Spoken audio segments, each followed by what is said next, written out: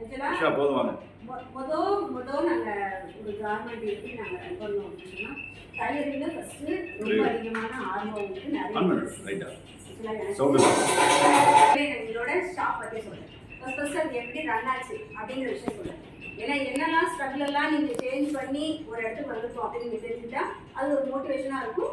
உங்களுக்கு ஃப்யூச்சரில் ஒரு ஷாப் வைக்கிறப்ப என்னெல்லாம் தேவைப்படும் அப்படின்னு சொல்லிட்டு உங்களுக்கு ஃபஸ்ட்டு வந்து இந்த கார்மெண்ட் எப்படி பண்ணோம்னா சின்னதாக கவர்மெண்ட்டாக தான் ஸ்டார்ட் பண்ணோம். அதனால தான் பிரிட்டி கார்மெண்ட்ஸ்ன்னு இருக்குது. ஆக்சுவலாக பிரிட்டி அப்படின்னு சொன்னால் ரொம்ப அழகு அப்படின்னு சொல்கிறத விட பேரழகு அப்படின்னு ஒரு மீனிங். பேரழகுனா பொண்ணுங்களுக்கு தான் மேக்ஸிமம் நம்ம ட்ரெஸ் தைக்கிற மாதிரி ஃபஸ்ட்டே ஐடியா. ஸோ அந்த பொண்ணுங்களுக்கு தைக்கிறப்ப அவங்க எப்போவுமே வந்து ரொம்ப பிரின்சஸ் அழகு இல்லையா, அதை விட ரொம்ப பேரழகு அப்படின்னு உங்களோட பேர் இருக்கணும் அப்படிங்கிறத யோசிச்சு தான் நாங்கள் பிரிட்டி அப்படிங்கிற பேரை செகண்ட் வந்து நாங்கள் ஃபஸ்ட்டு ஸ்டார்ட் பண்ணது டைலரிங் ஃபீல்டு கிடையாது. மொதல் வந்து கார்மெண்ட்டாக அதை ஸ்டார்ட் பண்ணணும். கார்மெண்ட்ஸ்னால் எப்படின்னா நிறைய மெட்டீரியல்ஸ் வெளியில் வாங்கி அதை பல்காக நாங்கள் ஆர்டர்ஸ்லாம் எடுத்து ஸ்டிச் பண்ணி கொடுப்போம். ப்ளஸ் எங்களோட கிளாத்ஸ் எல்லாம் வச்சு நாங்கள் டாப்ஸு, யூனிக்கான ட்ரெஸ்ஸஸ்ஸு, அந்த மாதிரி குட்டி குட்டியான ட்ரெஸ்ஸஸ்லாம் செஞ்சு அதை சேல் பண்ணுற மாதிரி ஒரு விஷயம் ஸ்டார்ட் பண்ணோம். ஸோ அதனால தான் நம்மளோட ஸ்டார்டிங் நேமே வந்து பிரிட்டி டைலரிங் இல்லாமல் பிரிட்டி கார்மெண்ட். சரிங்களா, நம்ம ஃபஸ்ட்டு கார்மெண்ட்ஸ் தான் ஸ்டார்ட் பண்ணோம். அந்த கார்மெண்ட்ஸ் ஸ்டார்ட் பண்ணதுக்கு அப்புறமா எல்லாருக்கும் ஒரே மாதிரி கார்மெண்ட்ஸ் பண்ணாலும் அவங்களுக்கு செட் ஆகல. ஒவ்வொருத்தவங்க தனித்தனியாக வந்து ப்ளவுஸ் பண்ணி கொடுக்கணும்னு வந்தாங்க, சுடி பண்ணி கொடுக்கணும்னு வந்தாங்க, டாப்ஸ் பண்ணி கொடுக்கணும்னு வந்தாங்க. ஸோ அதில் நம்மளால் என்னெல்லாம் ஸ்பெஷலாக பண்ணி கொடுக்க முடியுமோ அதையெல்லாம் கொஞ்சம் கொஞ்சமாக பண்ணணும். அப்போ நம்மளோட கார்மெண்ட் லெவலில் இருந்ததும் டைலரிங் லெவலாகவும் சேர்ந்து வந்துச்சு. கார்மெண்ட்ஸ்னால் பல்கான ஆர்டர்ஸ் எடுத்து பல்காகவும் பண்ணி கொடுத்துட்ருக்கோம். டைலரிங்னா சின்ன சின்னதாக ஒவ்வொரு பீஸ் கொண்டாந்து கொடுக்குறவங்களுக்கும் அந்த டைலரிங் வேலைக்கு உண்டானதை செஞ்சு கொடுத்துருக்கணும். ஸோ அதனால தான் நம்மளோடது பிரிட்டி கார்மெண்ட்டும் டைலரிங் வந்துச்சு. இப்போ ஒரு இன்ஸ்டியூட், அந்த இன்ஸ்டியூட்டை எப்படி நம்ம மாற்றிக்கிட்டோம் அப்படின்னு சொன்னால் அந்த ஃபீல்டில் எப்படின்னா நமக்கு நிறைய வேலைக்கு ஆளுங்க அதிகமாக தேவைப்பட்டுக்கிட்டே இருப்பாங்க. கார்மெண்ட் ஒர்க்காக இருந்தாலும் சரி, டைலரிங் ஒர்க்காக இருந்தாலும் சரி, நிறைய பேர் ஆள் தேவைப்பட்டுட்டே இருப்பாங்க. ஸோ நமக்கு எப்படி பார்த்தாலும் வரவங்க யாருமே வந்து நம்ம சொல்கிறது அண்டர்ஸ்டாண்ட் பண்ணிக்கிற மாதிரி ஆளுங்களே இல்லை. அவங்க ஒருத்தவங்க ஏஜ்டாக இருக்கிறவங்களா இருந்தாங்கன்னா இப்போ இருக்கிற மாடல் ட்ரெண்ட் அவங்களுக்கு தெரியல.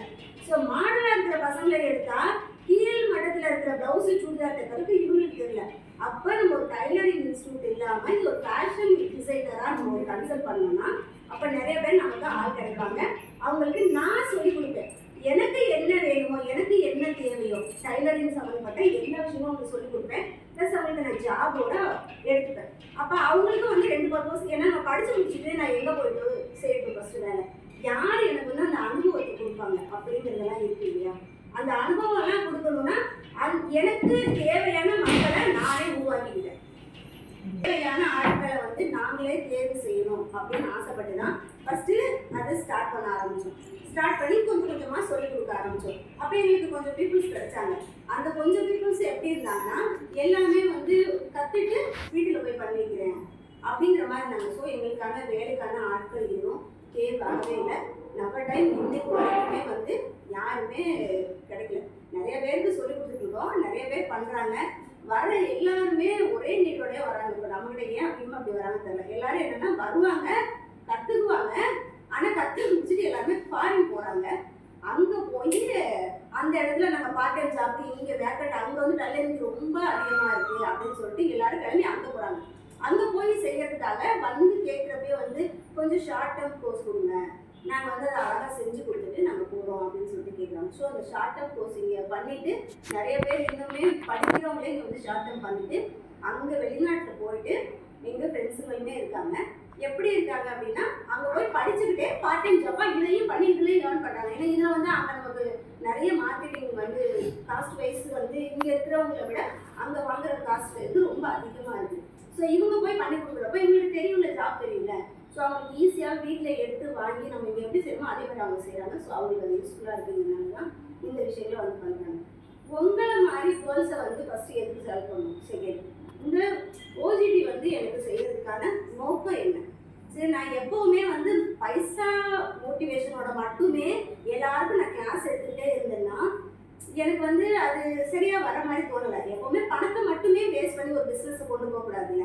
ஃபஸ்ட்டு உங்களுக்காக ஒருத்தவங்க கிட்ட வந்து பேசினாங்க, ஓஜிடினா ஃபஸ்ட்டு வந்து இந்த மாதிரி சொல்லி கொடுக்குறோம்மா, அதெல்லாம் எங்களுக்கு டைமே இல்லை, உங்களாலலாம் அவ்வளோ நல்லா டைம் ஸ்பெண்ட் பண்ண முடியாது. சார்கிட்ட கேட்டப்போ சார்கிட்ட அப்பாயின்மெண்ட்டே வாங்க முடியல. ஏன்னா சார் அதில் டைம் இருக்கவே மாட்டாங்க, அப்பாயின்மெண்ட்டே அவங்கள்ட்ட வாங்க முடியல. அப்போதைக்கு வந்து ஒரு நிறைய டைம் வந்தாங்க அவங்க. அப்போ வந்து அவங்க பேர் அக்ஷர். அவங்க நிறைய டைம் வந்துட்டே இருந்தாங்க. வந்து திரும்பி இல்லை, அங்கே இருக்கிற எல்லாருக்கும் வந்து ஏதாவது ஒரு விதத்தில் ஒரு ஹெல்ப்பாக இருக்கும், அது நீங்கள் போய் செஞ்சு கொடுங்க. உங்ககிட்ட அவங்க கற்றுக்கிட்டாங்கன்னா எக்ஸ்ட்ராவாக அவங்க ஒரு திறமை இன்னும் கொஞ்சம் வளர்த்துக்குவாங்க. அவங்க சொல்லிக் கொடுத்தது கற்றுக்கிட்டது மட்டும் இல்லாமல் எக்ஸ்ட்ராவாக நிறைய கற்றுப்பாங்க. ஸோ அதனால நீங்கள் வந்து செஞ்சு கொடுங்க அப்படின்னு சொல்லிட்டு வந்தாங்க. எங்களுக்கு அப்போயுமே பெருசாக அதில் ஒரு ஈடுபாடு இல்லை. அப்புறமா அவங்க ஸ்டாஃப்ஸ் வந்து எங்களுக்கு அனுப்பிவிட்டாங்க. அனுப்பிவிட்டப்போ வந்த உடனே எங்களுக்கு எல்லாரையும் பார்த்த உடனே எல்லாருக்கும் அவ்வளோ பெரிய ஆர்வம். அப்போ ஃபஸ்ட் பேட்சில் வந்தவங்க வந்து 8 மெம்பர்ஸ்ன்னு நினைக்கிறேன். ஃபஸ்ட்டு ஸ்டார்டிங் ஒரு 8 மெம்பர்ஸ் தான். அவங்க எல்லாரும் வந்து எப்படி சொன்னாங்கன்னா, ஒருத்தவங்களுக்கு தெரிஞ்சிச்சு, ஒருத்தவங்களுக்கு தெரியல, ஒருத்தவங்களுக்கு சுத்தமாகவே தெரியல, அப்படி இருந்துச்சு. ஸோ கேட்டகரி வைஸ் எல்லாரையும் பிரித்து நல்லா தெரிஞ்சவங்களுக்கு வெறுமனை தைக்கிறதுக்கு அடுத்தடுத்த டிசைன்ஸ் பண்ணிக்கிறதுக்கு மட்டும் சொல்லிக் கொடுத்தோம். கொஞ்சம் தெரியல அப்படின்னு சொன்னவங்களுக்கு வந்து அவங்களுக்கு அந்த கொஞ்சம் டைமில் என்ன சொல்லிக் கொடுக்கணுமோ அதை சொல்லிக் கொடுத்தோம். எனக்கு தெரியும் அப்படின்னு சொன்னவங்களுக்கு அதுலேருந்து அடுத்த லெவலுக்கு என்ன வேணுமோ அதை நாங்கள் சொல்லிக் கொடுத்தோம். இதே மாதிரி உங்களோடது ஒரு 5-6 பேட்ச்க்கு மேலே நாங்களுமே பண்ணிகிட்டே இருக்கோம். பட் பண்ணிகிட்டே இருக்கிறது சின்னன்னு ஒரு ஆசை இருக்குது, ஒரு சின்ன சுயநலம் இருக்கும். ஸோ எங்களுக்கு ஒரு சின்ன சுயநலம் இருந்துச்சு. என்ன அப்படின்னு சொன்னால், நீங்கள் எல்லாருமே கற்றுக்கிட்டு போகிறப்ப உங்கள் எல்லாருக்குமே வந்து ஒரு அனுபவம் ஒன்று தேவை, உங்களுக்கு ஒரு ஜாப்னு ஒன்று தேவை. ஸோ அப்போ நீங்கள் வந்து நான் ஓஜிடி எடுத்த பிள்ளைங்க திரும்பி என்கிட்டயே வந்து என்கிட்ட அந்த ஜாபை வந்து மறுபடியும் கற்றுக்குறாங்க அப்படின்னா உங்களுக்கு கற்றுக் கொடுக்குறப்ப எங்களுக்கு சந்தோஷம், நீங்கள் கற்றுக்கிட்டு வளர்ந்தாலும் எங்களுக்கு சந்தோஷம். ஸோ இந்த இன்ஸ்டியூட்டில் படித்தாங்க, ஓஜிடி முடிச்சு சூப்பராக வந்திருக்காங்க, நல்லா உங்களுக்கு நம்ம சொல்லிக் கொடுத்துருக்கோம். ஸோ சொல்லிக் கொடுத்துருக்கறதுனால ரொம்ப சந்தோஷம் அப்படிங்கிற மாதிரி இருக்கும். ஆனால் என்ன காரணம்னு எனக்கு தெரியல. வருவாங்க, கற்றுக்கிட்டவங்க யாருமே வந்து பெருசாக நம்ம கூட வரல. கொஞ்சம் பேர் மட்டும்தான் நம்ம கூட அட்டாச் ஆகும். அந்த கொஞ்சம் பேர் அட்டாச்சாக இருக்கவங்கள்ட்ட நீங்கள் கேட்டு பார்த்தீங்கன்னா கன்ஃபார்மாக தெரிஞ்சுக்கும் நாங்கள் எப்படி நடந்துருக்கோம் அப்படின்னு சொல்லிட்டு. ஏன்னா ஸ்டாஃபாக மட்டுமே பார்க்கறதில்ல, ஒரு ஃபேமிலி மெம்பர்ஸாக மட்டும்தான் பார்க்குறோம். ஸோ இத்தனை நாள் நீங்கள் பழகி பார்த்தோன்னா உங்களுக்கு கன்ஃபார்மாகவே தெரிஞ்சுருக்கோம். உங்களை யாரையுமே நாங்கள் டைம் ஸ்பெண்ட் பண்ண முடியுமோ அதை நாங்கள் பண்ணுறோம். உங்களுக்கு எங்களுக்கால என்ன சொல்லித்தர முடியுமோ அதை கன்ஃபார்மாக நாங்கள் சொல்லி கொடுத்துட்டு தான் இருக்கோம், இல்லையா? ஆமாம் தானே? இல்லையா? சொல்லிக் கொடுத்து தானே இருக்கோம். உங்களுக்கு அது யூஸ்ஃபுல்லாக தானே இருக்குது, அதில் எந்த மாற்றமே இல்லை. அது அந்த ஒரு பர்பஸை யோசிச்சு தான் உங்களுக்கு மறுபடியும் கிளாஸ் எடுக்கிறோம். ஸோ நீங்கள் எல்லாரும் முடிச்சுட்டு போனாலுமே ஒரே பெரிய மேட்டர், கொஞ்சம் அந்த இன்ஸ்டான்னு ஒரு விஷயம் இருக்கும். அந்த இன்ஸ்டான்னு ஒரு விஷயத்த ஃபாலோ பண்ணுங்க. பெருசாக ஒரே ஒரு நீங்கள் ஒரு ஹார்ட்டை தட்டதுனால எனக்கு எதுவுமே பெருசாக எக்ஸசைஸ் கிடச்சிட போகிறது என்ன இருக்குன்னா, நானும் இப்போ உங்களை எப்படி நான் வளர்த்து விடணும்னு நினைக்கிறோமோ, ஸோ நான் அடுத்த லெவலுக்கு போகணும்னு ஆசைப்படுறேன். அப்போது நான் நல்லா பண்ணுவேன் வாயில் நான் கத்துறதுனால எதுவுமே இருக்காது. கன்ஃபார்மாக நீங்கள் வந்தப்போ உங்களுக்கு பார்த்துருக்கீங்க, நாங்கள் நல்லா தானே பண்ணுறோம், எந்த தவறாகவும் பண்ணல, ஸோ ஒழுங்காக தானே பண்ணுறோம். அந்த ஒழுங்காக நான் பண்ணுறேங்கிறதுக்கான அப்ரிசியேஷனுக்கு தான் உங்களோட லைக் கேட்குறோம், உங்களோட ரிவ்யூஸ் கேட்குறோம். உங்களை வந்து நாங்கள் எங்களுக்கு ஒரு ஸ்டார் போடுங்க நாங்கள் சொல்கிறதோட காரணம் அதுதான். அதில் பெருசாக என்னோட பிஸ்னஸ் லெவல் மாறலைனாலும் யாராவது ஒருத்தவங்க அந்த கூகுளில் இருக்க ஒரு ரிவ்யூஸை பார்க்குறப்ப அவங்களுக்கு தோணும், ஓகே அவங்க நல்லா சொல்லித்தராங்க, இவ்வளோ பேர் ரிவ்யூ சொல்கிறாங்க, நல்லா சொல்லித்தராங்க, யாராவது ஒருத்தர் என்னை நம்பி வருவாங்க. அந்த ஒருத்தருக்கு நான் என்னோட பிஸ்னஸை திரும்ப சொல்லியிருக்கேன். அந்த ஒரு பிஸ்னஸ் என்னோட மட்டும் நிற்காது, நான் கற்றுக் கொடுத்த அவங்களும் கற்றுப்பாங்க. அவங்க மேபி என்ன மாதிரி அவங்களும் அடுத்தடுத்த லெவல் போகிறப்ப அவங்க ஒருத்தவங்களுக்கு சொல்லி கொடுத்தாங்கன்னா அதுதான் எங்களோட சக்ஸஸாக நாங்கள் நினைக்கிறோம். அதனால நீங்கள் கன்ஃபார்மாக எங்களோட இன்ஸ்டா பேஸ் எல்லாத்தையும் தயவு செஞ்சு ஒரு ஃபாலோ பண்ணுங்க. நாங்கள் போடுற ஒரு ரீல்ஸு பெரிய மேட்டராக இருக்காது, நீங்கள் நார்மலாக பார்த்த ஒரு சின்ன சின்ன விஷயமா இருக்கும். ஒரு லைக்ஸ் பண்ணுங்க, ஒரு ஷேர் பண்ணுங்க, அடுத்த லெவலுக்கு எங்களை கொண்டுட்டு போடுங்க. ஜஸ்ட் ஒரு சப்போர்ட் பண்ணுங்க. நீங்கள் கேட்டீங்கன்னா உடனே சப்ஸ்கிரைப் பண்ணுங்க.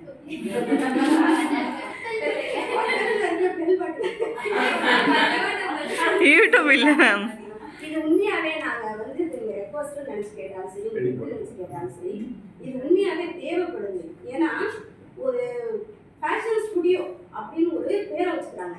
நம்ம பிள்ளைங்களே ஃபேஷன் ஸ்டுடியோ வச்சுக்கலாம். ஃபேஷன் ஸ்டுடியோனா என்ன, ஃபர்ஸ்ட் ஃபேஷன் டிசைனிங்னா என்ன, அதை பற்றியான விஷயமே தெரியல. ஒரு நார்மலான ஒரு டைலரிங்காக இருந்தால் அவங்க எப்படி இருப்பாங்க, ஒரு கஸ்டமர் கொண்டாந்து கொடுக்குற ப்ளவுஸை அவங்க ரவுண்ட் கேட்டாங்களா ரவுண்டு, பா கேட்டாங்களா பா, ஸ்கொயர் கேட்டாங்களா ஸ்கொயர், பெட்டி அவங்களுக்கு தைச்சு கொடுக்கணும். இதுதான் டைலரிங்கோட ஜாபாக இருக்கும். பட் நம்ம ஃபேஷன் டிசைனிங்னா அவங்ககிட்ட நம்ம பேசுவோம், இல்லை உங்கள் பாடி ஸ்ட்ரக்சருக்கு நீங்கள் ஹைட் வந்து இவ்வளோ போடாதீங்க, கம்மியாக போடுங்க, ஸ்லீவ் எப்படி போடாதீங்க, மாற்றி போடுங்க, இல்லை பப் ஸ்லீவ் வேணாம் இதை மாற்றிக்கோங்க, இந்த இடத்துல அட்ஜஸ்ட் பண்ணிக்கோங்க, இந்த இடத்துல எக்ஸ்ட்ரா ஒரு போ வைங்க, ஒரு பால் வைங்க நம்ம சொல்கிறோம்ல, அவங்க உடம்புக்கு தகுந்த மாதிரி அந்த ட்ரெஸ்ஸஸ்லாம் மாற்றுவாங்க. ஸோ அந்த வேலையை தான் செய்யும். அந்த வேலையை வந்து செய்யாதவங்களுமே அவங்க ப்ரொமோட் பண்ணிக்கிறாங்க டிசைனர்னு.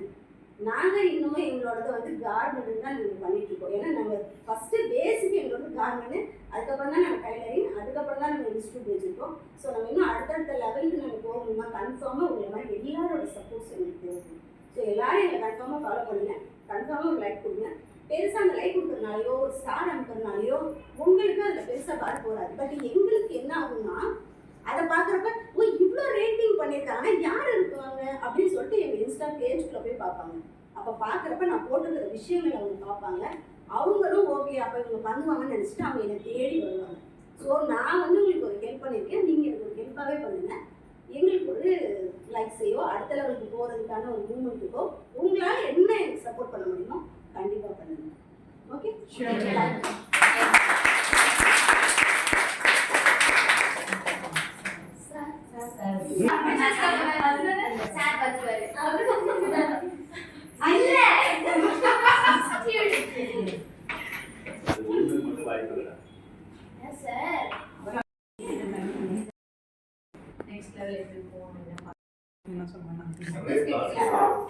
நிறைய காசு இருந்தாலும் பிசினஸ் ஆரம்பிக்க காரணம்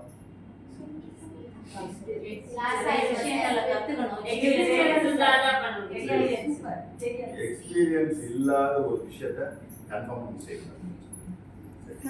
அதை எங்க கேதர் பண்ணலாம்?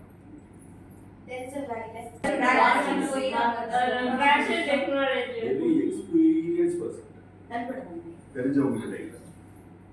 சரியா? பக்கத்து வீட்டில் ஒரு அக்கா டைலரிங் தைக்கிறாங்க, நான் அவங்க கிட்ட டைலரிங் தைக்கிறேன் கற்றுக்கிறேன்னு சொன்னா அவங்களுக்கு என்ன தெரியுமோ அதைத்தான் நீங்க கற்றுக்க.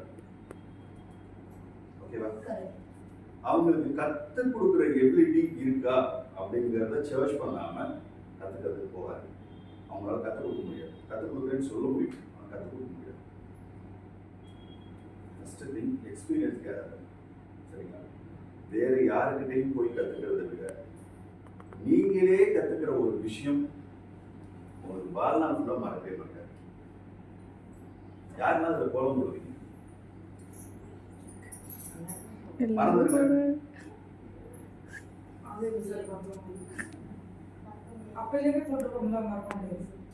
கோலம் போடாதவங்க நாளைக்கு கோலம் போடுவியா? அவ்வளோதான். இந்த கோலம் போட்ட எக்ஸ்பீரியன்ஸ் இருக்கவங்களாம் வந்து எந்த வயசுல இருந்து போட்டிருப்பாங்கன்னு பாருங்க. அவங்க அம்மா போடும்போது கூட போய் உட்காந்து புள்ளி வச்சிருப்பாங்க, இந்த கோலமா பட்டு விட்டுருப்பாங்க. சரிங்களா? ரொம்ப முக்கியம். அதே மாதிரி பொண்ணு பையன் நான் ஏற்கனவே சொன்ன விஷயம் தான், ஃபஸ்ட்டு நான் தொழில் பண்ணணும், ஜெயிக்கணும், நான் சாதிக்கணும் அப்படிங்கிறது எனக்கு இதை நான் ஏன் திரும்ப திரும்ப ரிப்பீட்டடாக சொல்கிறேன்னா இது ரொம்ப முக்கியமான விஷயம். தமிழ்நாட்டை பொறுத்த வரைக்கும் யாரும் சாதிக்காமல் போனதுக்கு மிகப்பெரிய காரணம் என்னன்னு கேட்டீங்கன்னா இது ஒன்று தான். அது இந்த ஃபீல்டு இல்லை, நீங்கள் படித்த எந்த ஃபீல்டாக இருந்தாலும் ஜெயிக்க முடியாமல் சோபிக்க முடியாமல் போனதுடைய காரணமே இதுதான். என்ன காரணம்னா நம்ம ரொம்ப ஆசைப்படுறோம். எப்படி ஆசைப்படுவோம்னா நமக்கு என்ன ஆசைன்னு பார்க்க மாட்டோம். இன்ஸ்டாலையோ யூடியூப்லையோ இல்லை வளர்ந்தவங்களையோ இல்லை ஜெயிச்சவங்களையோ பார்த்துட்டு அவங்கள மாதிரியே நான் ஆகணும்னு ஆசைப்படுவோம். ஜோதிகா ஒரு புடவை கட்டினா ஜோதிகா புடவை நான் கட்டிடணும். நயன்தாரா ஒரு ட்ரெஸ் போட்டாங்கன்னா டாப் போட்டாங்கன்னா நான் நயன்தா மாதிரி டாப் போடணும். அதே மாதிரி ஆயிரம் முடியுமா? அவங்களுடைய சேலரி இந்த ஏசி நமக்கு ஒருத்தருக்குலாம் வரும். அவங்க மைனஸில் இருக்கிறதுக்கு ட்ரை பண்ணுறோம். கலர் ஆகணும் அப்படிங்கிறதுக்காக மைனஸில் இருக்க ட்ரை பண்ணுறோம். நம்ம அதெல்லாம் செய்வோமா? அப்போ அதெல்லாம் செய்யாமல் அந்த சாக்ரிஃபைஸ்லாம் பண்ணாமல் நம்ம வந்து உடம்பை வருத்திக்காமல் மனசை வருத்திக்காமல் எதையும் விட்டு கொடுக்காம எப்படி ஜெயிக்க முடியும்? ஜெயிக்க முடியாது. சரிங்களா? அப்போ என்ன பண்ணணும்? எப்போ ஜெயிக்க முடியும்? உங்களால் தொழில் பண்ணி எப்போ ஜெயிக்க முடியும்? ஃபஸ்ட்டு நீங்கள் செய்ய வேண்டியது தொழில் அல்ல, கல்யாணம் பண்ணணும். சரிங்களா? கல்யாணம் பண்ண உடனே ஒரு குழந்தையோ 2 குழந்தையோ குழந்தை பெற்று என்னடா லூசு மாதிரி பேசுற உட்கார வச்சு கேட்காது. இதை செஞ்சு முடிச்சதுக்கப்புறம் உங்களுக்கு சின்ன வயசுல ஆசை இருந்திருக்குங்க, அதை அதுக்கப்புறம் செய்ய ஆரம்பிக்கும். அதுக்கப்புறம் கரெக்டாக 10 இயர்ஸ் 10 வருஷம் வேற எதையுமே யோசிக்காது. குழந்தைக்கு படிக்க வைக்கிறது, காசு பார்க்க வேண்டியது, அதெல்லாம் கட்டிட்டு அவரை பார்க்க சொல்லணும். அவரை நீங்கள் நல்லா பார்த்துக்கணும், அவர் குழந்தைங்களும் உங்களை நல்லா பார்க்கணும். அவர்கிட்ட அடம் முடியாது. எனக்கு இது பிடிச்சிருக்குங்கிறத உணர்த்த ட்ரை பண்ணு. எனக்கு இது வேணுங்கிறத அவருக்கு புரிய வைக்க ட்ரை பண்ணு. அவருக்கு வேணும், அவருக்கு வந்து ஒரு 10 விஷயத்தை நீங்களா கொடுங்க. ஒரே ஒரு விஷயத்தை கேளுங்க. அதுக்காக இந்த ஒரு விஷயம் கொடுக்கணும்னா நான் 10 செய்கிறேன் அப்படின்னு அக்ரிமெண்ட் கூடாது. சரிங்களா? கல்யாணம் பண்ணவங்களுக்கு தான் சொல்றேன். ஃபர்ஸ்ட் நீங்க செய்ய வேண்டியது கல்யாணம், இந்த குழந்தை பெற்றுக்கணும், ஹஸ்பண்டை நல்லா பார்த்துக்கணும். நான் வந்து ஆண்கள் எண்ணத்துல சொல்லலை, நான் உங்க இடத்துல இருந்து சொல்றேன். உங்களுக்கு நீங்க நினைச்ச விஷயங்கள் கிடைக்கணும் அப்படின்னா கண்டிப்பா இதை செஞ்சிருக்கணும். சரிங்களா? என்ன ஒரு குடும்பக்காரனா இருந்தாலும் இன்னைக்கு எல்லாமே குடும்பக்காரனா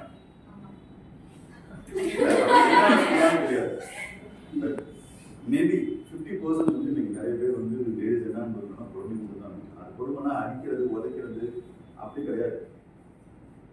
நீங்க ஆசைப்பட்ட எதுவுமே உங்களுக்கு கிடைச்சிருக்காது. நீங்க என்ன ஒரு பேப்பர்ல ஒரு 30 விஷயம் 50 விஷயம் எழுதி பாருங்க, நீங்க ஆசைப்பட்ட விஷயங்கள்லாம் 50% கூட கிடைச்சிருக்காது. அது நீங்க என்ன ஹஸ்பண்ட் தங்கணும் நீங்க தலையை வச்சு தாங்கி நீங்க என்கிட்ட சொன்னாலும் நீங்க ஆசைப்பட்டதுல 50% கூட கிடைச்சிருக்காது. சரிங்களா? ஆனா அவங்க ஆசைப்பட்டதுல 80% மேல கிடைச்சிருக்கும். என்ன காரணம் தெரியுமா? எடுக்கிறது அவங்க கையில இருக்கு, கொடுக்கறது அவங்க கையில இருக்கு. உங்களால எடுத்துக்கவும் முடியாது, கொடுக்கவும் முடியாது. இது இப்ப புரியாதுன்னு நினைக்கிறேன்.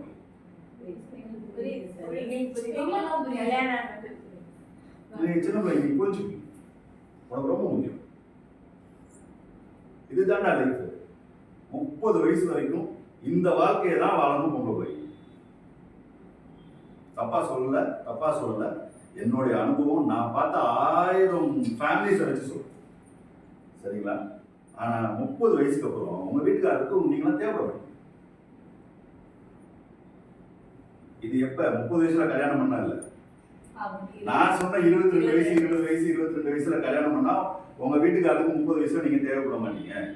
உங்க குழந்தைங்களுக்கு வேணா நீங்க அம்மாவா தேவைப்படும். சரிங்களா?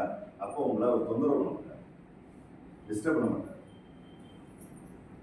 22 வயசுல நான் 5000 ரூபாய் சம்பளம் வந்து வேலைக்கு போறேன், நான் வந்து உங்களுக்கு கொடுக்குறேன், உங்களை தூக்கி நிப்பாட்ட சொன்னா கொஞ்சம் சப்புன்னு அடைஞ்சிடும். 30 வயசுக்கு மேலே 2 குழந்தை பெற்றதுக்கு அப்புறம் அதை ஸ்கூல் படிக்கிறதுக்கு ஒரு பிள்ளைக்கு 1 லட்ச ரூபா வேணும், அடுத்த பிள்ளைக்கு 1 லட்ச ரூபா வேணும், மாசம் 2 வருஷத்துக்கு 2 லட்ச ரூபா வேணும். அப்படிங்கும்போது நான் என்ன வேலைக்கு போட்டுங்களா, 10,000 ரூபாய் சம்பாதிச்சேன்னா வந்து வீட்டுக்கு குடும்பத்துக்கு பிரயோஜனமா இருக்கு அப்படின்னு சொன்னீங்கன்னா எப்படா அப்படி கேட்பாங்க. நானும் போக சொல்ல முடியல, அப்பயும் ஒரு பில் பண்ணிக்கிட்டு அதெல்லாம் வேணா பார்த்துக்கலாம்.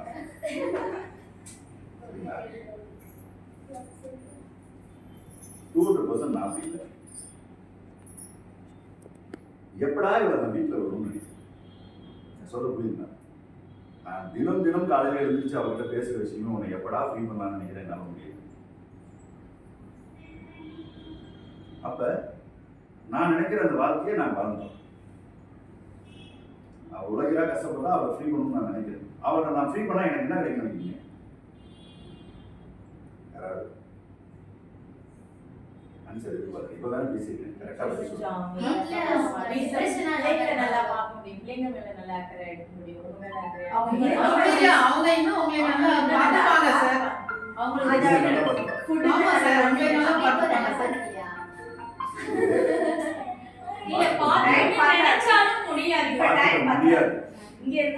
ஜாலியா இருக்கிறதுக்காக சொல்லலாமா? மிகப்பெரிய விஷயத்த நீங்க காசு கொடுத்தா கூட கத்துக்க முடியாத ஒரு விஷயத்த நான் சொல்றேன் பர்சனலா. சரிங்களா? இது வந்து சிரிக்கிறதுக்கோ விளையாட்டுத்தனமா இல்லை. உங்களுக்கு டைம் யாருக்கெல்லாம் ஆயிடுச்சோ அவங்களாம் கிளம்புறதுனா கூட கிளம்புங்க. நீ ஒன்றும் அட்வைஸ் பண்ணி நான் வாழ வேண்டியதில்லை, நான் வாழ்ந்துருக்கேன்னு சொல்லணும் கூட தயவு செஞ்சு கிளம்பிடுங்க. சரிங்களா?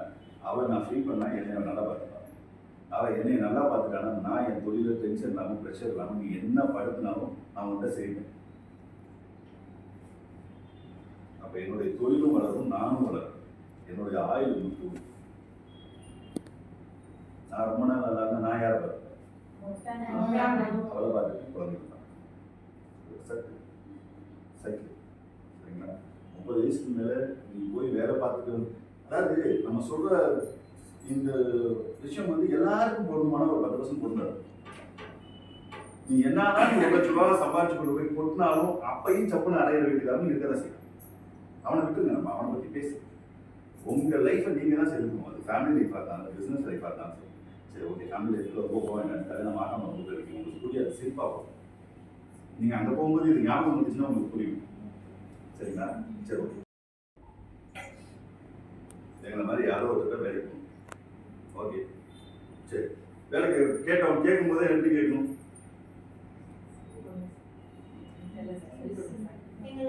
எங்களுக்கு என்ன தெரியுமோ அது சொல்லணும். உனக்கு ஒன்றுமே தெரியாது. நான் சொல்றது இல்லடா, என் பார்வையில் உனக்கு ஒன்றுமே தெரியாது. ஒரு வருஷம் நீ எனக்கு முடிச்சிடுறேன், இங்கே ஓஜிடிலாம் வந்திருக்க, ஓரளவு தைக்க தெரியும், மிஷின்லாம் உனக்கு தெரியும். உனக்கு இப்போ உன் மனசுல எப்படி இருக்கும்?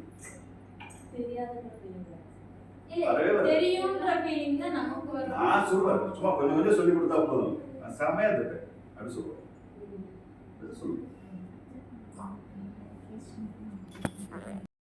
சூப்பராக தட்டேன், கொஞ்சம் சொல்லி கொடுத்தா வச்சிருவேன். நான் விஷயம் பண்ண தெரியும். ஓரளவுக்கு ப்ளவுஸு அதெல்லாம் யூடியூப்பில் பார்த்து வீடியோ பார்த்து நான் வந்து கட் பண்ணிடுறேன். சூப்பராக செஞ்சுருவேன் சார். நீங்கள் ஒரு வாரம் சொல்லி கொடுத்தீங்கன்னா நான் செஞ்சுருவேன். சரிம்மா வேலைக்கு வாங்க சொன்னால் நான் அடுத்த சொல்லியிருக்கேன்.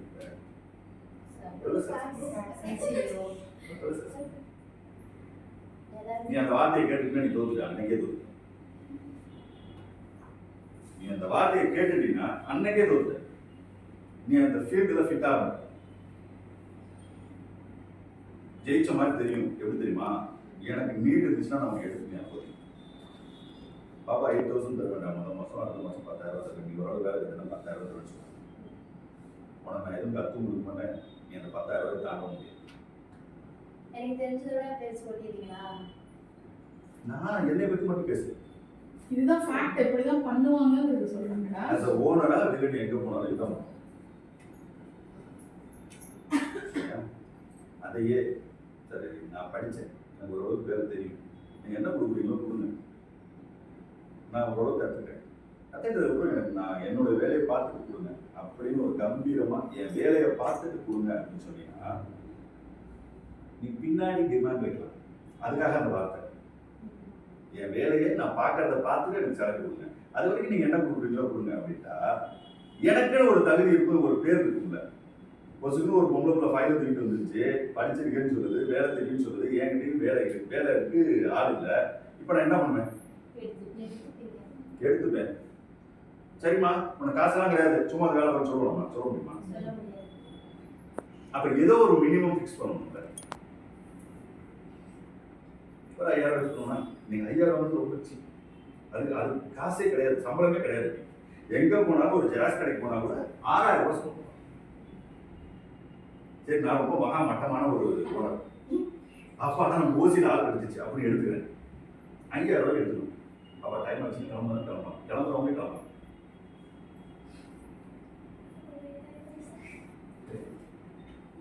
6,000 ரூபாய் கொடுக்குற வேலைக்கு 5,000 ரூபாய் கொடுக்கலாம். உனக்கு முதல் நாள் நான் கொடுக்க சொல்லலாம், கூப்பால சொல்லலாம். அப்பா இந்த தூசி தட்டுப்பா, ஓசியில் கிடச்சிச்சு, நமக்கு 10,000 ரூபாய் சம்பளம் கொடுக்க வேண்டிய இடத்துல 6,000 ரூபாய் ஆள் கிடச்சிச்சு, எனக்கு அதெல்லாம் தட்டி கொடுப்பான்னு சொல்லலாம். சரியா? கொஞ்சம் கூட கூடாது, செய்யணும். யாராக இருந்தாலும் நம்ம மூளையில் என்ன இருக்குங்கிறத எப்பெல்லாம் சான்ஸ் கிடைக்குதோ அப்பெல்லாம் வெளியில் சொல்கிறோம். அதிக முந்திரி வேலை சொல்லுவேன். நல்ல எக்ஸ்பீரியன்ஸாக ஒரு மாஸ்டர் வெட்டிட்டு இருப்பார். அவர் என்னமா அன்னைக்கு அந்த இடத்துல ஒரு தப்பு பண்ணியிருப்பார். சார் இப்படி வெட்டக்கூடாது சார், இப்படி பாருங்களேன், இப்படி வெட்டணும் அப்படின்னு சொல்லிட்டு வச்சுக்கேன், அவனுக்கு உலக வச்சுருவேன். உடனே அந்த டேபிள் விட்டு விட மாட்டேன். உன்னுடைய நடவடிக்கை ரொம்ப முக்கியம். உன்னுடைய ஒழுங்கு அந்த அந்த டைம் தவறாமல் சார் அந்த புள்ள ஒன்று எக்ஸாம்பிள் காட்டணும். ஒரு 3 மாதத்தில் காட்டிடலாம். அதெல்லாம் அந்த புள்ள அவமான அந்த உணர்வு வாயிலிருந்து வரதுக்கு 3 மாதம் வேணும். சரியா? இந்த 3 மாதத்தை தாண்டிட்டீங்கன்னா ஒரு 1,000 ரூபாயை சேர்த்து கொடுக்கணும்னு தோணாது. ஏன்னா நீ நல்ல பேர் எடுக்கணும்ல, அதுக்காக சேட்டையே பண்ணாமல் இருக்கேன். அப்போ அந்த ஓனருக்கு என்ன தோணும்? அஞ்ஞானம் இல்லை, தங்கமான பிள்ளை நம்ம கிடைச்சிச்சு, இந்த பிள்ளை விட்டுறக்கூடாது அப்படிங்கிற பேரை நீ என்னைக்கு அந்த ஓனர்கிட்ட கொண்டு வந்துட்டியோ அன்னைக்கு முதல் ஸ்டெப் வச்சுட்டேன். புரியுதா சொல்றேன்? முதல் ஸ்டெப் வச்சோன்னா ஓனர் என்ன பண்ணுவாரு? ரூம் கொடுக்குற ஓனர் இருக்காரு, அதை வெட்டி விடணும். அதை கண்டுபிடிக்கிறதுக்கு முதல்ல ஃபர்ஸ்ட் திங் அதெல்லாம் தனி டாபிக், அதை தனியாக பேசணும். அந்த ஓனரை பற்றி நம்ம பேசுகிறேன், நான் என்னைய மாதிரி ஓனரை பற்றி பேசுகிறேன். சரியா? 3 மாதம் முடிஞ்சிருச்சு, சம்பளம் 1,000 ரூபாய் எழுதிட்டாரு, 5,000 கொடுத்ததா 6,000 ரூபாய் ஆகிட்டார். அப்போ மெதுவாக போயிட்டு சார் எனக்கு கொஞ்சம் ப்ளவுஸ் வெட்டது, நீங்கள் சொல்லிக் கொடுத்தீங்கன்னா நானுமே ப்ளவுஸ் தைக்கிறேன் அப்படின்னு சொல்லி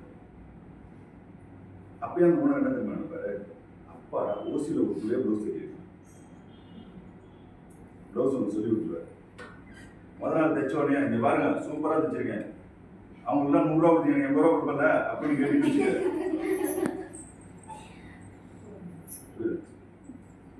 ஸ்டெப் பை ஸ்டெப்பா 3 வருஷத்துக்குள்ள அங்கே என்னெல்லாம் கற்றுக்க முடியுமோ அதெல்லாம் கற்று முடிச்சுட்டு திமிர அப்படியே காட்டாம அவங்களுக்கு எவ்வளோ சப்போர்ட்டிவாக இருக்குமோ சப்போர்ட்டிவாக இருந்தார் அப்படின்னா 33 வயசு 34 வயசுல உங்களுக்கு சேலரி கன்ஃபார்மாக 15,000 ஆயிடும். இந்த 15,000 ரூபாய் சேலரி எப்போ கஷ்டப்பட்டு போய் ரீச் பண்ணுறியோ, பையில கொண்டு போனோன்னா 10,000, அந்த கடையில் 10,000 கொடுத்தாங்க சார், நான் 3 மாதம் வேலையை விட்டுணுன்னா அடுத்த கடைக்கு போயிட்டு நான் பிரிட்டியில் வேலை பார்த்தாங்க 10,000 கொடுத்தாங்க, சேலரி கட்டலை, ஆனால் செம்மையாக வேலை பார்ப்பேன், புரிஞ்சு எடுத்துட்டாங்க அப்படின்னா உனக்கு 13,000 12,000 13,000 கொடுக்கறதுக்கு கடைகள் இருக்கு, இடம் இருக்கு. உடனே 13,000 கொடுத்துருவாங்க. அங்கே ஒரு 6 மாதம் இங்கே வந்து கட்டிங் டேபிள் பக்கத்தில் நின்றுருப்பா, இல்லை வந்து வேற ஏதாவது வேலையில் இருந்திருப்பா. அங்கே போனோம்னா 12,000 13,000 போட்டோன்னா கவுண்டரில் போட்டுருவாங்க. கவுண்டரில் போட்டோன்னா ஒரு 3 மாதம் இருந்துட்டு அங்கே என்ன கற்றுக்கணும் பார்த்துட்டு அடுத்த உடனே வேலை இடத்துக்கு போயிட்டு அந்த இடத்துல லவ்லியில் நான் வேலை பார்த்தேன் 13,000 சம்பளம் தரேன் 5,000 கொடுக்குறியா அப்படின்னு கேட்டு வச்சுக்க அங்கேயே எடுத்துக்குவான். ஆனால் 15,000க்கு மேலே எவனும் 16,000 ரூபான்னு நீ கேட்டீங்கன்னா அவன்கிட்டயே கேட்டீங்கன்னா வெளியில் போன்னு சொல்லிடுவான், இல்லை நீ திருடிட்டேன்னு சொல்லிடுவான், இல்லை ப்ளீஸ் அரேஞ்ச் பண்ணிட்டேன்னு சொல்லிடுவான், இல்லை ஓனர் பார்த்து கண்ணடிச்சேன்னு ஓனர் கொண்டாடி சொல்லுவான். உனக்கு புரியுதாடா நான் சீரியஸ் சொல்றேன்.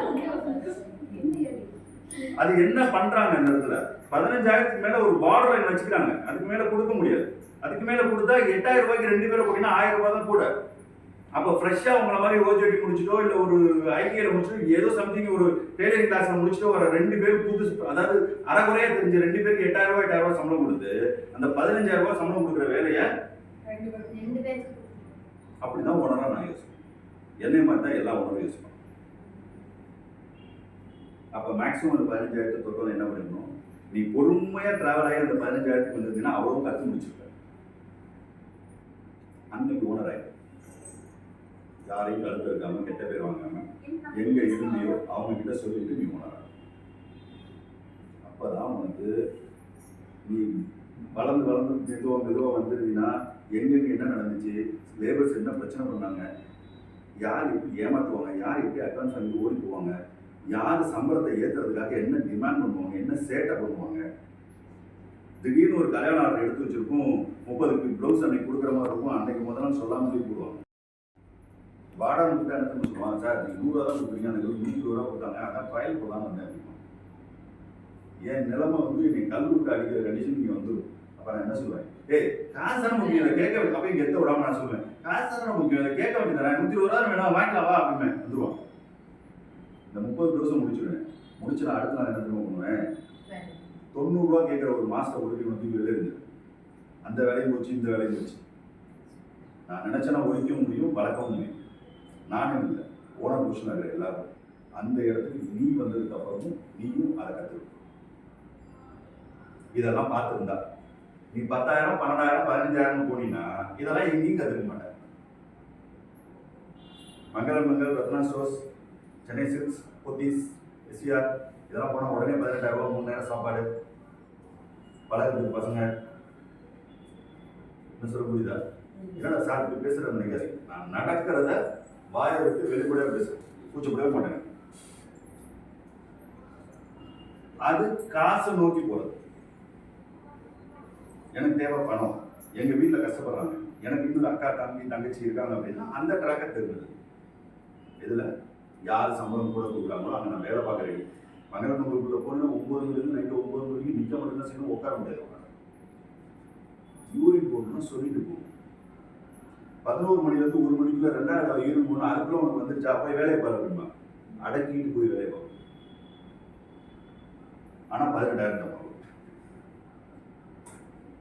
இஎஸ்ஐ பிஎஃப் எல்லாம் உண்டு, போனஸ் உண்டு, எல்லா ஃபெசிலிட்டிஸும் உண்டு. அங்கே நாயா இருக்கும்.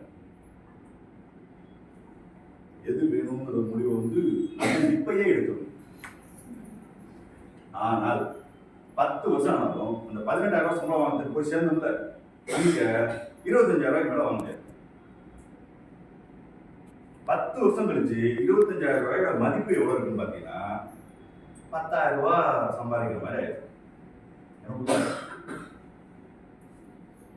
ரொம்ப சீக்கிரம் பணம் வரணும், அதிகமா பணம் வரணும் அப்படின்னு நம்ம எவ்வளவு வேகமா போக போக போக போக நம்ம ஒரு ஸ்டேஜுக்கு போயிடுவோம். அதுக்கப்புறம் ரொம்ப ஃபாஸ்டா கீழே வரும். ஏன்னா அந்த பார்டர் எனக்கு தாண்டவே முடியாது. ஆனா நீ தொழிலை கத்துக்கிட்டு ஒரு 5 வருஷம் கஷ்டப்பட்டு ஒரு ஓனர் ஆகிட்டு ஒரு பிசினஸை பண்ற அப்படின்னா உன்னுடைய வளர்ச்சி இன்னைக்கு 25,000 ரூபாய் சம்பாதிச்சுன்னா நாளைக்கு 30,000 சம்பாதிக்கலாம். நான் சொல்றது நாளைக்கு அடுத்த நாள். ஆனா இதுக்கு முன்னாடி இருந்த கேடர்லாம் எப்படி வரும்னு பாத்தீங்கன்னா 10 வருஷம் கழிச்சு. அப்ப 10 வருஷத்துல பணத்தோட மதிப்பு இன்னைக்கு பெட்ரோல் 100 ரூபாய்க்கு போடுறேன், நாளைக்கு 110 ரூபாய்க்கு போடுறேன். ஆனா சம்பளம் இன்னைக்கு 10,000 தான் வாங்குறேன், நாளைக்கு 10,000 தான் வாங்குறேன். இது பிரோஜனமா? சம்பளம் இன்னைக்கு 10,000, நாளைக்கு 10,000. ஆனா இன்னைக்கு போடுற பெட்ரோல் 100 ரூபாய், நாளைக்கு 110 ரூபாய். இப்ப அந்த 10,000 பிரோஜனமா? அப்ப என்ன பண்ணணும்? நீ என்னெல்லாம் வந்து ஏன் பண்ணணும்னு நினைக்கிறியோ அதுக்கேற்ற மாதிரி நீ வந்து பேசி ஆகணும். சொல்லுங்கடா.